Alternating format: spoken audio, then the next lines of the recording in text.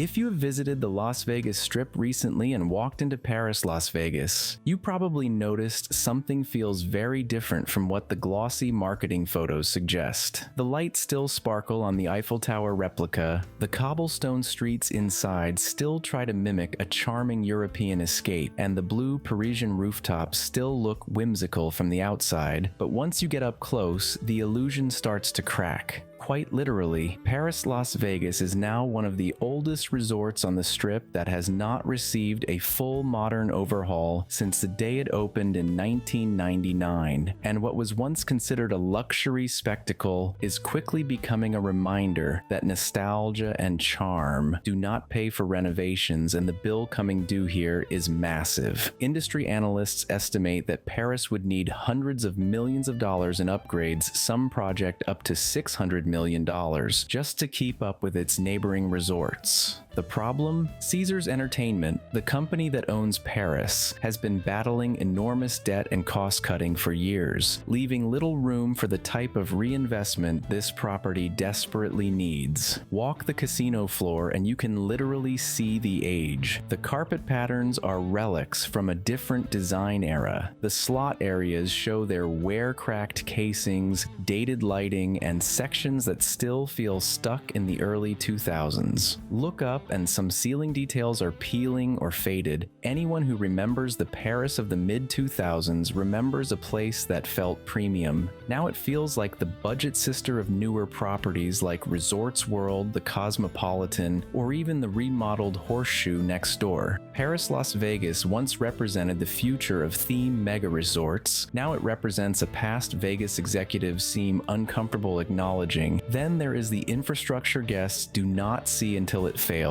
Air conditioning units that struggle during the summer, older plumbing that causes maintenance issues, outdated elevator systems that require constant downtime. These are not glamorous upgrades, they are expensive ones, and Caesars has been quietly pushing renovation timelines further and further out because they have a bigger financial headache on their hands. The company was already dealing with billions in long-term debt before the pandemic hit. Lockdowns only made the debt heavier, and rising interest rates have made it even more expensive to manage. When you are a giant casino corporation trying to stop the financial bleeding, spending $500 million to refresh a theme resort from 1999 does not exactly climb to the top of the priority list. Instead, Caesar's strategy in recent years has shifted toward quick fixes and selective upgrades that look good in marketing. They will refresh a few restaurants, add LED lighting to make things seem newer, or move around the gaming floor. But the core problem remains. Paris is old and getting older every month. The Eiffel Tower replica, the centerpiece of the entire brand, is not cheap to maintain either. Steel structures in the desert sun corrode faster than most people realize. Keeping that tower safe, inspected, repainted, and lit requires specialized teams and millions every few years. That is before we even mention the interior streets built like a movie set. Faux stone crumbles, paint fades, lighting systems need rewiring.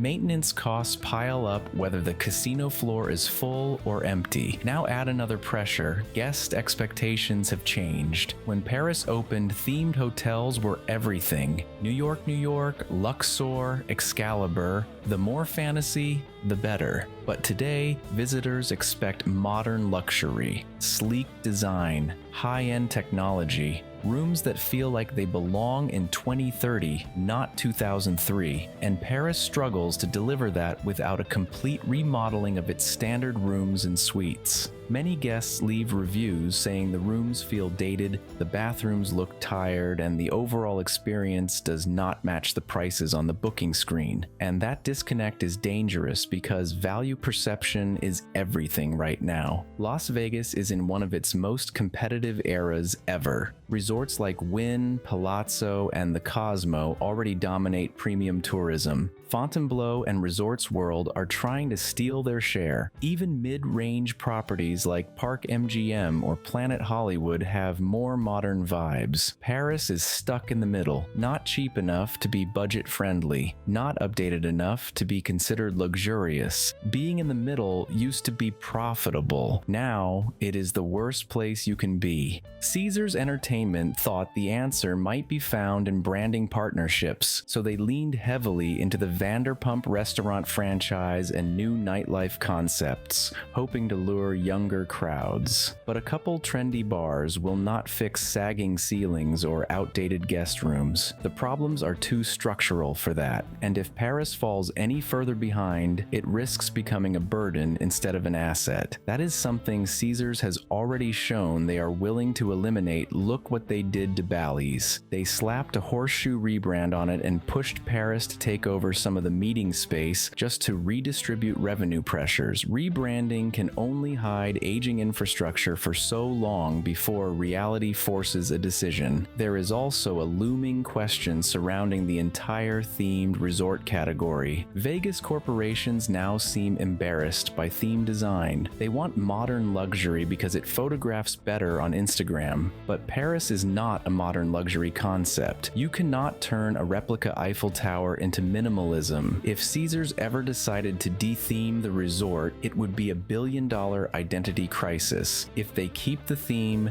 they must pay the enormous cost of restoring all the theatrical details that make Paris what it is. Both options are expensive, neither is in the budget. Meanwhile, the neighborhood around Paris is evolving without it. The Bellagio fountains keep drawing crowds. The Cosmopolitan continues to crush nightlife and dining. Even the newly upgraded Horseshoe offers a fresher atmosphere than Paris can match. When your neighbors are raising the bar, standing still means falling behind, and Paris has been standing still for years. So where does this leave the future of Paris Las Vegas? Caesars publicly insists it intends to keep improving the property, but improving could simply mean selective cosmetic upgrades instead of full modernization. If tourism softens again, and analysts have warned that convention traffic and international arrivals are not yet back to pre-pandemic stability, expensive renovation projects become even harder to justify. Paris risks becoming one of those properties people avoid booking because they remember hearing it needs work. Ultimately, the biggest threat is not that Paris is falling apart, it is that no one at the corporate level seems willing to spend what it takes to stop that from happening.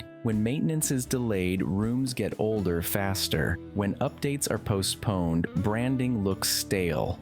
When debt dictates every decision, guest experience becomes a second-tier priority. That is a dangerous place for any resort to be, especially one sitting in the middle of the most competitive 4 square miles of hospitality on the planet. Paris Las Vegas did not become iconic because of luxury. It succeeded because it felt charming and different. It made people smile. It transported them somewhere else for a night. The fear now is that when you stop investing in that magic, the fantasy dies. Not all at once, slowly, one faded paint job at a time. The Eiffel Tower still glows brightly above the Strip, but behind the lights, Caesars has a major decision to make. Either spend the money to save Paris, or let the cracks keep spreading until the theme becomes nothing more than a nostalgic memory.